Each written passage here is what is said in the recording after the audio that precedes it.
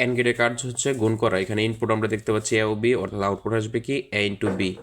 আর এখানে যদি আমরা গড় বানাতে চাই, আমরা আগেই দেখিয়েছি কীভাবে গড় বানাতে হয়। 2 টু দি পাওয়ার n, অর্থাৎ ইনপুট হচ্ছে 2টা, তাহলে 2 টু দি পাওয়ার 2, তাহলে এখানে আমাদের গড় হবে কয়টা? 4টা। তো এই জায়গাতে একটা অতিরিক্ত টাইটেল সহকারে গড় হবে 5টা।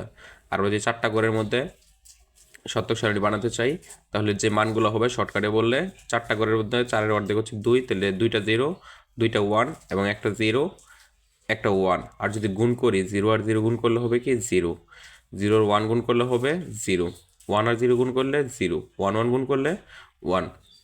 আমরা আগেও বলেছি কোনো একটা লাইট জ্বলতে হলে অবশ্যই তার এক প্রান্তে প্লাস আর এক প্রান্তে মাইনাস আসা লাগবে। তো এই দিক দিয়ে হচ্ছে ব্যাটারির প্লাস প্রান্ত মাইনাস প্রান্ত থেকে নিঃসন্দেহে এদিক দিয়ে মাইনাস আসতেছে, তবে প্লাসটা আসা লাগবে। এখন এটাও যদি খোলা থাকে, এটাও খোলা থাকে, এদিক দিয়ে প্লাস আসতে পারবে না, অর্থাৎ লাইট জ্বলবে না। এই যে 0 আর 0 হলে লাইট জ্বলে না। তারপরে এটা যদি খোলা থাকে আর এটা লাগানো থাকে, তাহলে এবারও লাইট জ্বলবে না, কারণ এদিক দিয়ে প্লাস আসতে পারতেছে না, অর্থাৎ এই যে এবারও লাইট অফ থাকবে।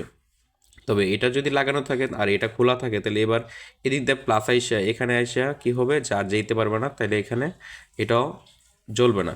আর যদি এটাও লাগানো থাকে, এটাও লাগানো থাকে, তাহলে এদিকে প্লাস আইসা যাইতে পারবে, অর্থাৎ হচ্ছে গিয়ে এই লাইটটা জ্বলবে।